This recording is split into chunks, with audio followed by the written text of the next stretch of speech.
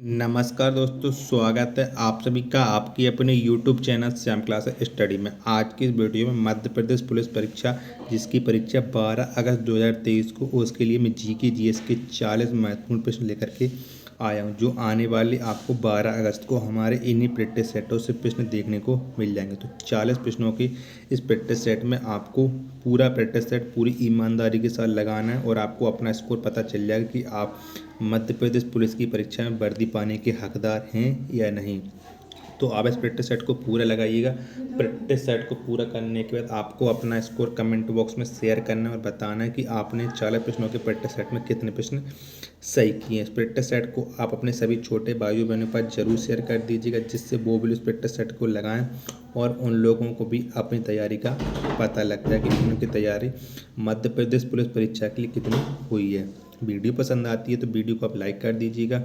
Channel को आपने subscribe नहीं किया तो चैनल को जरूर सब्सक्राइब कर लीजिएगा। चलिए शुरू करते हैं आज का अपना 40 प्रश्नों का महत्वपूर्ण प्रैक्टिस सेट।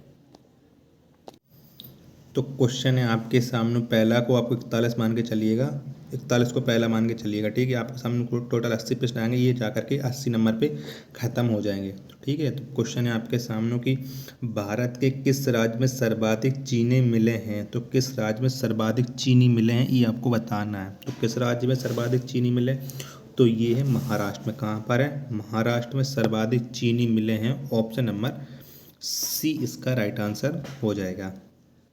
अगला प्रश्न है आपके सामने कि अम्ल वर्षा के लिए उत्तरदायी सल्फर उत्सर्जन का सबसे स्रोत है। तो कौन सा स्रोत है अम्ल वर्षा के लिए सबसे उत्तरदायी सल्फर उत्सर्जन का सबसे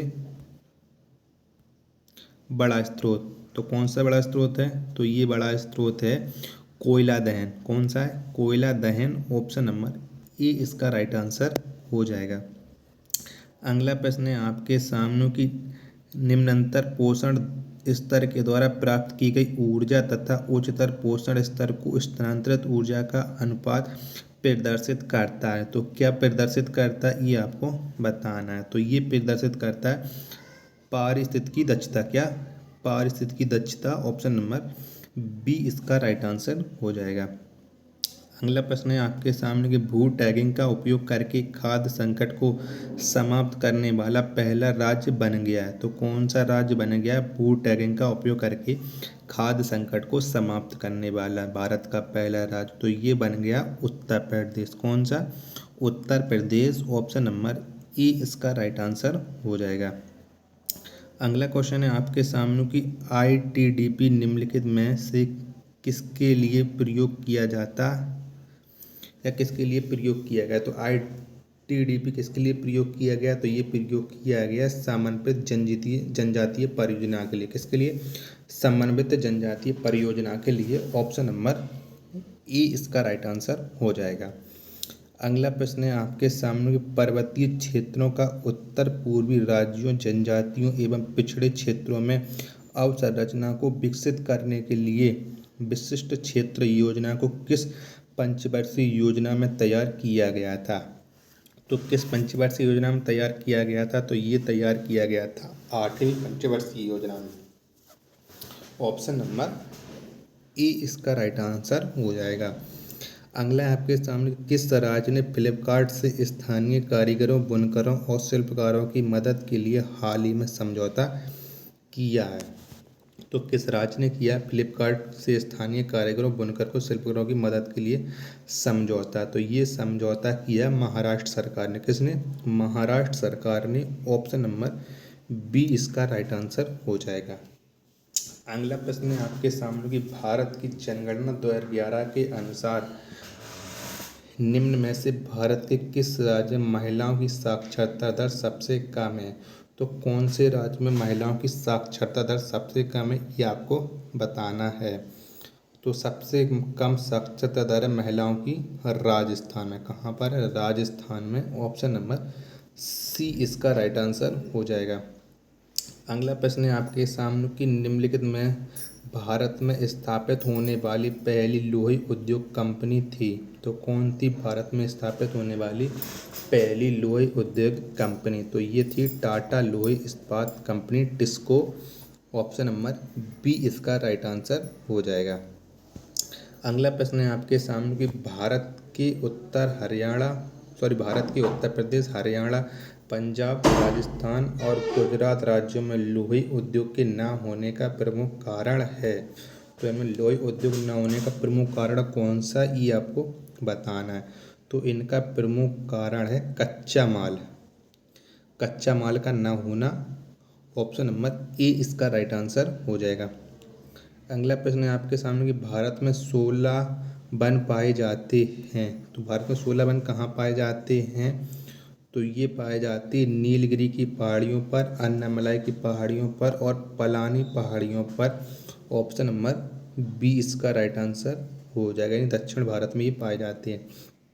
मैंग्रोव वनस्पतियों के विकास के लिए निम्नलिखित में से कौन से कारक आवश्यक हैं। तो कौन से कारक आवश्यक है मैंग्रोव वनस्पतियों के लिए, ये आपको बताना है। तो इसके लिए आवश्यक कारक हैं लवणीय दलदल, ज्वारीय संकीर्ण खाड़ी और पंक मैदान। तो 1, 2, 4 ऑप्शन नंबर डी इसका राइट आंसर हो जाएगा। अगला है आपके सामने कि लाहौर अधिवेशन के संदर्भ में निम्नलिखित कथनों पर विचार कीजिए। तो विचार कीजिए और आपको बताना। तो आप जानते कि यह दिसंबर 1929 में संपन्न हुआ था, लाहौर अधिवेशन। इसके अध्यक्ष वल्लभ भाई पटेल थे, तो इसके अध्यक्ष वल्लभ भाई पटेल नहीं थे। इसमें पूर्ण स्वराज की घोषणा की गई थी। हाँ, इसमें पूर्ण स्वराज की घोषणा की गई थी। ऑप्शन नंबर पहला और तीसरा इसका राइट आंसर हो जाएगा। अगला क्वेश्चन है आपके सामने कि अखिल बंगाल सविनय अवज्ञा परिषद का गठन निम्नलिखित में से किसने किया। तो किसने किया था अखिल बंगाल सविनय अवज्ञा परिषद का गठन, तो ये गठन किया था जे.एम. सेनगुप्ता ने। किसने, जे.एम. सेनगुप्ता ने। ऑप्शन नंबर ए इसका राइट आंसर हो जाएगा। अगला प्रश्न है आपके सामने कि भारत में अंग्रेजी कंपनी की व्यापारिक गतिविधियों का प्रथम केंद्र कौन सा था। तो कौन था भारत में अंग्रेजी कंपनियों की व्यापारिक गतिविधियों का प्रथम केंद्र, तो ये था सूरत। कौन सा, सूरत। ऑप्शन नंबर बी इसका राइट आंसर हो जाएगा। निम्नलिखित में से किस देश की बासमती चावल को हाल ही में जीआई टैग मिला है। तो किस देश की बासमती चावल को जीआई टैग मिला था, तो ये मिला था पाकिस्तान की चावल को। किसकी, पाकिस्तान की बासमती चावल को GI tag. Option number B इसका राइट आंसर हो जाएगा। अगला प्रश्न है आपके सामने कि निम्नलिखित में से किस गवर्नर जनरल ने नगर नियोजन की आवश्यकता पर एक प्रशासनीय आदेश जारी किया। तो किसने जारी किया था नगर नियोजन की आवश्यकता पर एक प्रकाशीय आदेश, तो ये जारी किया था बेले जली ने। किसने, बेले जली ने। ऑप्शन नंबर डी इसका राइट आंसर हो जाएगा। नेक्स्ट क्वेश्चन है आपके सामने सर्वे ऑफ इंडिया का गठन कब किया गया। तो कब किया गया था सर्वे ऑफ इंडिया का गठन, तो इसका गठन किया गया था 1767 में। कब, 1767 में सर्वे ऑफ इंडिया का गठन किया गया था। ऑप्शन नंबर ए इसका राइट आंसर हो जाएगा। अब निम्नलिखित में से सुमेलित करना है आपको कौन कौन सा सुमेलित नहीं है। ठीक है, सही है, दो गलत हैं, दो सही हैं, दो गलत। आपको दो गलत को छांटना है। तो वो दो गलत कौन कौन सी, ये आपको बताना है। तो कोरेंग वन्यजीव अभ्यारण्य उड़ीसा में है, तो नहीं है कोरेंग वन्यजीव अभ्यारण्य। ओगला पक्षी अभ्यारण्य उत्तर प्रदेश में, हाँ उत्तर प्रदेश में। अचान कमार वन्यजीव अभ्यारण्य छत्तीसगढ़ में, सही है। फाकिम वन्यजीव अभ्यारण्य मेघालय में नहीं है। तो ऑप्शन नंबर 1 और 4 इसमें होंगे वही सही। तो ऑप्शन नंबर ए इसका राइट आंसर हो जाएगा।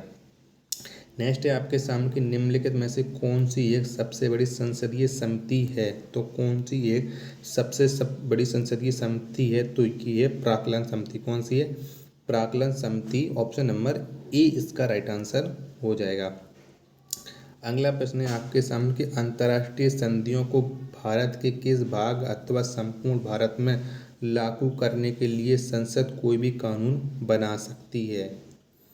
तो अंतर्राष्ट्रीय गतिविधियों को भारत के किसी भी भाग अथवा संपूर्ण भारत में लागू करने के लिए संसद कोई भी कानून बना सकती है, ये आपको बताना। तो ये बना सकती है बिना किसी राज्य की सहमति से। ऑप्शन नंबर बी इसका राइट आंसर हो जाएगा। अगले में आपको एक तरफ पर्वत दिए गए और एक तरफ दर्रा, तो एक वहाँ पर आपको विचार करना है कि कौन कौन सा सही सुमेलित नहीं है। बताइए कौन सा सही सुमेलित नहीं है, ये आपको बताना है। बृहत हिमालय पोटुला दर्रा, ये सही सम्मिलित नहीं है। पीर पंजल कार्दुंगमाला, ये भी सही नहीं है। जास्कर बनियाल, ये भी सही नहीं। तो ऑप्शन नंबर 1 2 3 इसके सही नहीं है। ऑप्शन नंबर ए इसका राइट आंसर हो जाएगा। अगला प्रश्न है आपके सामने की निम्नलिखित विशेषताओं पर विचार कीजिए। नंबर 1 है पहला कि यह ऋतु प्रवास करती है। दूसरा यह खाना बदोश है। तीसरा यह ग्रीष्म ऋतु में ऊंचाई पर स्थित मैदानों में चले जाते हैं तथा शरद ऋतु में घाटियों में लौट आते हैं। उपयुक्त विशेषता निम्नलिखित में से किस जनजाति से संबंधित हैं? तो ये विशेषताएं किस जनजाति से संबंधित हैं ये आपको बताना। तो ये विशेषताएं संबंधित हैं भोटिया जनजाति से। किससे? भोटिया जनजाति से। ऑप्शन नंबर डी इसका राइट आंसर हो जाएगा। अगला आपके सामने हो कि निम्नलिखित पर विचार कीजिए। कामेंग, धनश्री, सुबनश्री, इरावती और बराक उपयुक्त में से कौन सी नदियाँ ब्रह्मपुत्र की सहायक नदियाँ, ये आपको बताना है। तो इरावती और बराक तो ये तो कावेरी की हैं। कामेंग, धनश्री और सुबनश्री ये ब्रह्मपुत्र की नदियाँ हैं। ऑप्शन नंबर डी इसका राइट आंसर हो जाएगा। दिपू दर्रा स्थित है। तो दिपू दर्रा किस राज्य में स्थित है ये आपको बताना है। तो दिपू दर्रा स्थित है अरुणाचल प्रदेश में। कहाँ पर है? अरुणाचल प्रदेश में। ऑप्शन नंबर सी इसका राइट आंसर हो जाएगा। अगला प्रश्न है आपके सामने के निम्नलिखित पर विचार कीजिए। तो रावी, ब्यास, सतलुज, यमुना, घाघरा निम्नलिखित में से कौन सी नदियाँ हिमाचल प्रदेश से होकर के बहती हैं? तो कौन कौन सी नदियाँ हिमाचल प्रदेश से होकर बहती हैं ये आपको बताना है। तो इसमें सभी नदियाँ हैं ये हिमाचल प्रदेश से होकर के बहती हैं। तो ऑप्शन नंबर जिसमें सभी दिएगा वही राइट आंसर हो जाएगा। तो 1 2 3 4 5 ऑप्शन नंबर ई इसका राइट आंसर हो जाएगा। अगला प्रश्न है आपके सामने कि निम्नलिखित में से कौन सी विशेषता का संबंध करेवा से है? तो कौन सी विशेषता का संबंध करेवा से है ये आपको बताना है। तो करेवा का संबंध है यह कश्मीर घाटी के झील निक्षेप हैं। ऑप्शन नंबर बी इसका राइट आंसर हो जाएगा। अगला प्रश्न है आपके सामने कि उत्तरी अमेरिका की नदियों में निम्नलिखित में से किस नदी द्रोणी क्षेत्र को कपास की पेटी के नाम से जाना जाता है? तो किसे जाना जाता है कपास की पेटी के नाम से? तो कपास की पेटी के नाम से जाना जाता है मिसिसिपी को। किसे? मिसिसिपी को। ऑप्शन नंबर बी इसका राइट आंसर हो जाएगा। अगला प्रश्न है आपके सामने कि दिल्ली सल्तनत के किस शासक ने रक्त और लोहे की नीति अपनाई? तो किसने अपनाई थी रक्त और लोहे की नीति? तो रक्त और लोहे की नीति अपनाई थी बलबन ने। किसने? बलबन ने। ऑप्शन नंबर ई इसका राइट आंसर हो जाएगा। अगला प्रश्न है आपके सामने कि दिल्ली सल्तनत का वह कौन सा शासक था जिसने भू राजस्व कृषि उपज का आधा हिस्सा तय किया? तो किस शासक ने तय किया था आधा हिस्सा? तो ये तय किया था अलाउद्दीन खिलजी ने। किसने? अलाउद्दीन खिलजी ने। ऑप्शन नंबर बी इसका राइट आंसर हो जाएगा।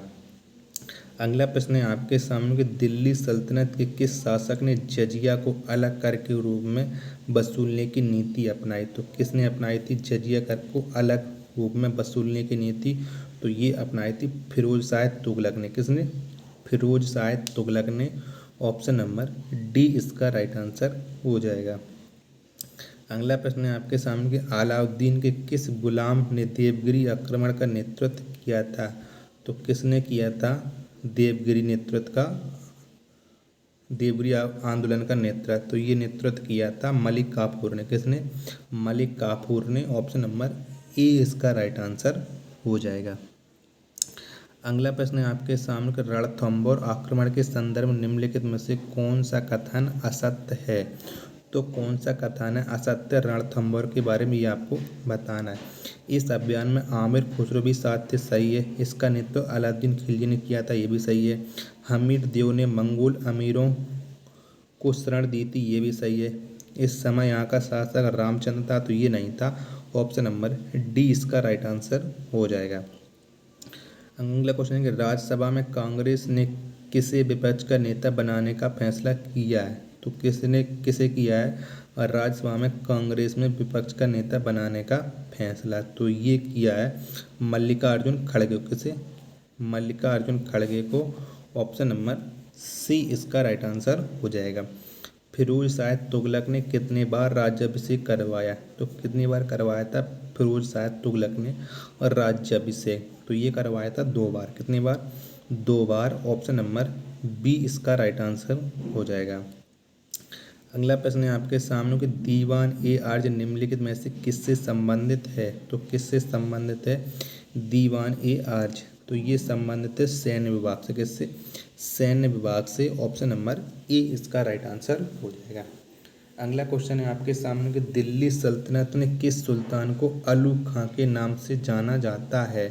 तो दिल्ली सल्तनत के किस सुल्तान को अलू खां के नाम से जाना जाता है? तो अलू खां के नाम से जाना जाता है बलबन। किस? बलबन को। ऑप्शन नंबर डी इसका राइट आंसर हो जाएगा। नेक्स्ट है आपके सामने कि दीवान ए आर्ज निम्नलिखित में से किससे संबंधित है? तो दीवान ए आर्ज किससे संबंधित है? तो आप जानते हैं कि दीवान ए आर्ज संबंधित है सैन्य विभाग से। किससे? सैन्य विभाग से। ये मैं तो आपको बता ही चुका हूँ, तो ऑप्शन नंबर ए इसका राइट आंसर था। अगला क्वेश्चन आपको बताना है यहाँ से कि किस मुस्लिम सर्वप्रथम किस मुस्लिम शासक ने अपनी राजधानी दिल्ली स्थानांतरित की थी? तो किसने की थी अपनी राजधानी दिल्ली स्थानांतरित? तो ये की थी इल्तुतमिश ने। किसने? इल्तुतमिश ने। ऑप्शन नंबर बी इसका राइट आंसर हो जाएगा। के नहर परियोजना उत्तर प्रदेश एवं अन्य किस राज्य की संयुक्त परियोजना है? तो ये है मध्य प्रदेश राज्य की संयुक्त परियोजना। ऑप्शन नंबर बी इसका राइट आंसर हो जाएगा। और आज के प्रैक्टिस सेट का लास्ट प्रश्न है आपके सामने कि गजनी राजवंश की स्थापना किसने की थी? तो किसने की थी गजनी राजवंश की स्थापना? तो इसकी स्थापना की थी अल्पतकीन ने। किसने? अल्पतकीन ने। ऑप्शन नंबर ए इसका राइट आंसर हो जाएगा। तो अब आप बताएं कि आपने हमारे इन 40 प्रश्नों की प्रैक्टिस सेट में कितने प्रश्न सही किए और आपको ये वीडियो कैसी लगी। वीडियो पसंद आई हो तो वीडियो को आप लाइक कर दीजिएगा। चैनल को आपने सब्सक्राइब नहीं किया तो चैनल को जरूर सब्सक्राइब कर लीजिएगा। मिलते हैं अपने नेक्स्ट प्रैक्टिस सेट में, तब तक के लिए धन्यवाद। जय हिंद प्यारे साथियों।